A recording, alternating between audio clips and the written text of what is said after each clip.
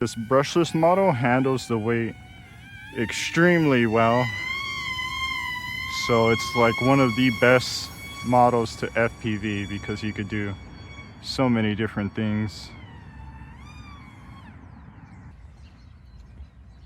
Oh, today I'm making a video on the FPV camera I put on one of my favorite newest RC plane releases.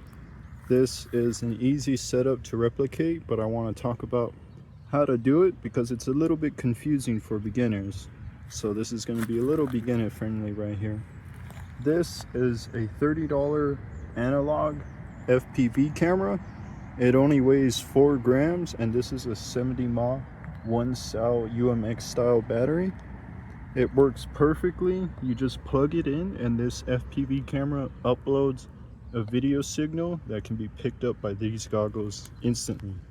There's no special board like you need for digital cameras, which digital cameras are much more clear and have navigation and stuff like that. So these are the Fat Shark Echoes. These are probably the cheapest, best goggles I'd recommend for starting out to see if you even like this type of flying. This has 2 separate screens and an SD card to record. The only thing it doesn't have that I wish it did have is 2 antennas as well for better range. But for these micros, it does pretty well. So the way I've put on this camera is I've just ran a zip tie through the camera and cut a slot through the canopy so it's removable, and it's pretty centered, so not too bad. And then I put a piece of Velcro for the battery here and the back. And when you have a UMX style battery, the wiring just works perfectly like this and keeps it lightweight. So this is about a 7 gram FPV setup, and let's get flying. I'm going to go ahead and fly at line of sight first and record on the goggles. I'm going to use the goggles to record the first flight, and then I'll record a second flight of me flying at line of sight, but there's no audio, so I'll only be adding some music for that one at the end. The camera, battery, and goggles are all about $150, and then the plane is $100 as well. If you want to FPV more planes, you could use the same camera or buy more $30 cameras and keep going like this. But I would recommend trying it out first, so this is a good way to try it out. Let's get flying. Like I said, line of sight first flight. Second flight, I'll be flying it first person view. Be right back. Okay, I've got the plane on the ground, and like I said, I'm just using the goggles to record. So I'm making sure the record button's actually recording. It's recording. Only thing is you have to remember to press the stop recording button so you can actually keep your footage on the SD card before unplugging your FPV camera. Otherwise it won't save. So let's fly. This is my first flight, is going to be line of sight, and then like I said, I'll be flying FPV after this one. So this is good to test out line of sight first anyways, so you can know what your aircraft does, because it's going to handle a little differently the weight. Thankfully this brushless model handles the weight extremely well, so it's like one of the best models to FPV because you could do so many different things.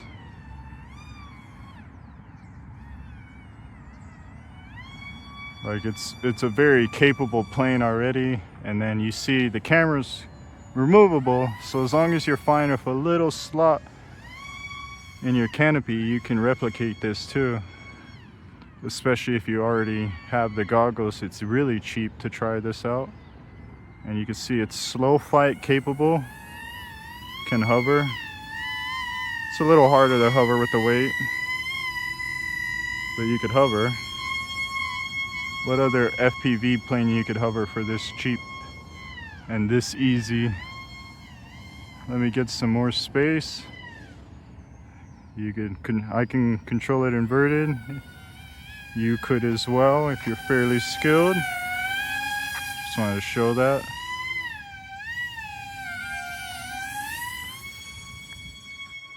So like I said, this is line of sight. It's good to test out what the aircraft is doing, where it wants to be trimmed. And then after this, I can fly it first person and get a nice good view of some altitude finally. Tired of being on level ground.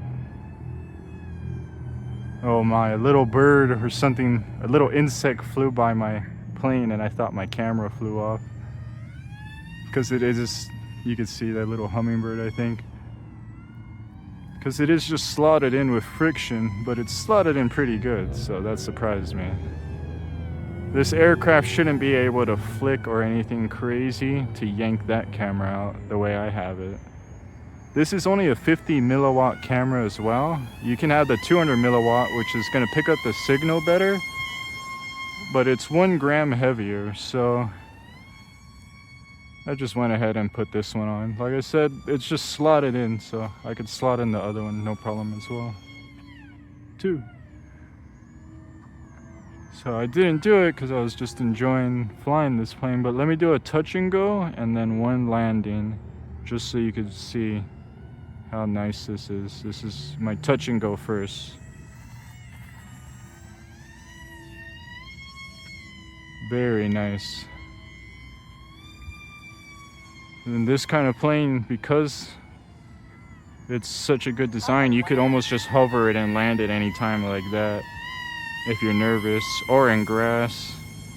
But let me do a proper landing and then I'm gonna switch back inside my batteries and fly it line of sight.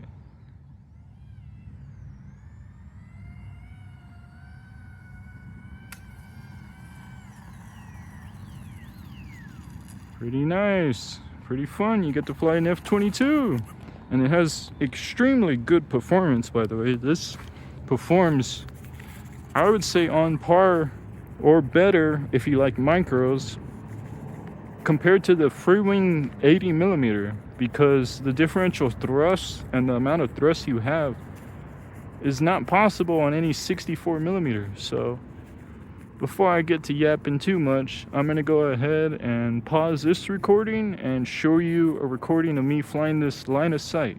Hopefully we get some different type of footage, and maybe you will notice me flying it line of sight versus first person. Let me know in the comments if you can.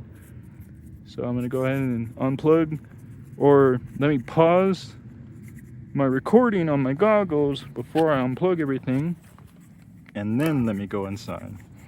Almost butchered that one up.